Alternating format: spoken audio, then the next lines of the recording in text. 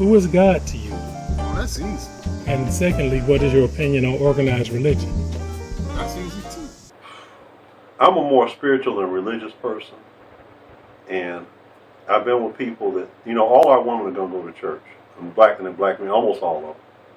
And so that's what I explained to them. I know that. That's the young lady I was talking to, I explained that to her. I said, I expect that. The woman I was talking to before, she knows her. I'm not a friend, but she went to her. So I'm not against that. If I were against a black man, it's just that I'm critical of what I see in there. Of all, and that's not just them, Nation of Islam. Anybody can get it with me. Anybody can get it. Because as a black person, I ask myself, what's in the interest and images of our people? If they're doing that, I have to praise and laud it. If they're not, then I have questions about it. And so my thing with that is, what is the actual work that is being done? I've always asked that. Whitney, the young lady told me, Whitney, I'm a Catholic. I said, okay, but when you say that, that's supposed to mean something to you. What does it mean to me? Bartolomé de Casas was a Catholic. He sanctioned enslavement for African people. The Catholic priest. When you say you're Christian, the Ku Klux Klan are Christian. You understand? Is that the same? Or what is that? When you throw these terms out there, and so I started telling the sisters, no disrespect. I'm not going on what you tell me. I'm going on what I see. How do you interact with me?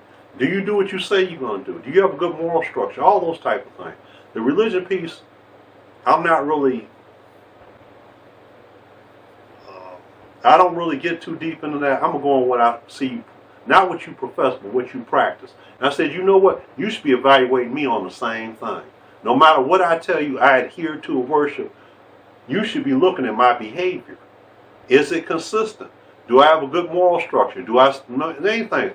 What you say in the Bible stuff, do what the blank you say you're going to do. I do that. If I do those things, fine. But that's not going to somehow make up saying you part of this, that, or wearing this around your neck. Or I said, going to church is a ritual. I'm not saying it's bad. It's a ritual. But are you doing the work?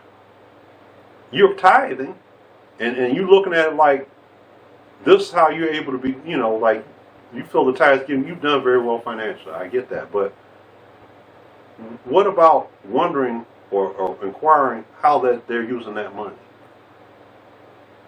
Not specifically yours, but what things they doing in terms of community, making our life better, making lives of our people better? Are they addressing the conditions? Or is it the same as when I watch football, making me feel good? I heard a preacher one time preach against the narcotizing effects. It's like a drug. It's to get you through the week. It's a drug. It's to heal the pain. You sing, and the sister was telling me, I was in church and I started crying I started crying. It wasn't because I was sad. It's because I said, yeah, that's the thing of it. There are times when I watch sporting events, I hear music. I'm a very emotional. I will hear some music sometimes. I'll feel like crying. I can feel a tear come. But that doesn't mean that that's going to radically change my condition. That's making me feel good. Then there's a place for that, Bob. There's a place for that. But is it like a drug? And then after that, you just go back to doing what you're doing. It does not have any type of value. Whites, there are three things the scholar Theophilo Binga said have unified whites. Their understanding of or creation of capitalism. Three things unify all over the world: capitalism, Christianity, and the Greco-Roman tradition. Universally, those are things that bring them together. What things are Christianity going to bring? Is that going to bring black people? Is it going to take us to where? Because religion is related to nationalism. Religion means to bind back, to pull back. So it's that belief system that pulls you back, which is supposed to be the truth of God, whatever it is. And religions are always political because they're related to nation states. That's why in this region of the world you have this religion, this region, you have that religion. You will have whatever religion the government tells you to have, or whatever the government sanctions. That is not, religion and spirituality are not the same thing. So for black people, what's going to work for us? We've created all of these systems. It's the proof, Barbara. The proof is there. I believe in spirituality. I don't believe in religion. Let me give you the difference. Teach me, boss. Spirituality is a personal and community system of trying to comprehend one's relationship with God. trying to figure out one's purpose in life, and trying to achieve God consciousness, which is reunion with your creator. That's spirituality. Religion is a system of psychological control and economic exploitation by parasites in the community who simply want to live off other people's money without earning it. And so they manipulate you into believing that only if you believe in this particular religious narrative that can't be proven, can't be scientifically validated. They can say Middle East all they want. Egypt is on the continent of Africa. And we all know that that content and information really came further south. It gets deeper, like you say, Ethiopia. So whether it's Judaism or Christianity, we get kind of caught up a little bit in these things, but don't ask how does that relate to the black struggle. Judaism, Christianity, even Islam. Bilal was the one that called the Muezzins to pray. Bilal's a brother. And he was connected to the systematics of Christianity and Judaism. So all of them, they come from us. But the question is, the Arabs have been able to use Islam for their nationalism. What is going to unify us as a people? What's going to help us to get to where we need to go? And that's why Malcolm said, we come together in these meetings, you need to leave your religion in closet, leave it at home. Because he's really saying that religion, when we come together, should be black nationalism. That's what we're coming together to create the stuff for us.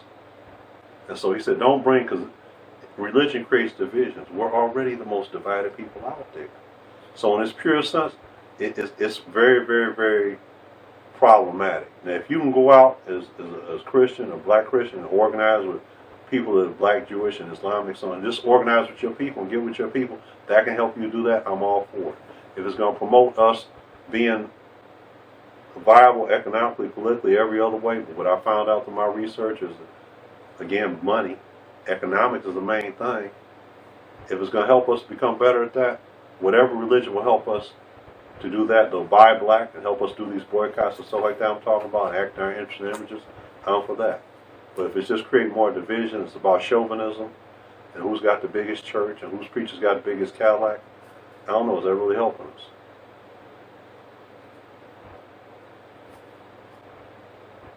So organized religion, like John Henry Clark said, is very problematic for people that are not organized, and we're not, really. But whatever white people, wherever they are, whatever they worship, they practice white nationalism and white supremacy. And that's their power. They never stop being white. And just because you go to church with a bunch of whites, I got some relatives, they go to church with whites, that's not going to stop them. They're going to always unify on the entitlement and privilege they have as a white person. And furthermore, our churches need to be vigilant. Why did Dylan Roof go into the black church? Some of these people have actually stated they don't want to be really hard. They're like, I'm not going to shoot a gun in urban America because I might get shot at. They want soft targets. They're cowards. Most churches don't have any security. He went there and shot up parishioners. Now, I have a friend. He does security for his church. And he said a guy came to his church one time. This guy was in the military. And the guy brought in a bag. He said, hey, man, hold on. The guy had a bag. He said, hey, man, hold on. We got to see what's in the bag. The guy was a little perturbed. He searched his bag. But he's letting them know, you can't just walk up in here with a bag.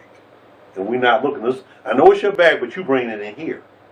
So I said, man, you did that? He said, yeah. But he was okay. He had to, he was a little upset at first, but we're not letting people just, I'm like, my man, that's what we need. We're not too proud. God is the head of my life. And without him, there is no us. As far as organized religion, we got to know and believe that it's only one God. And with that being, only one God, there should only be one religion.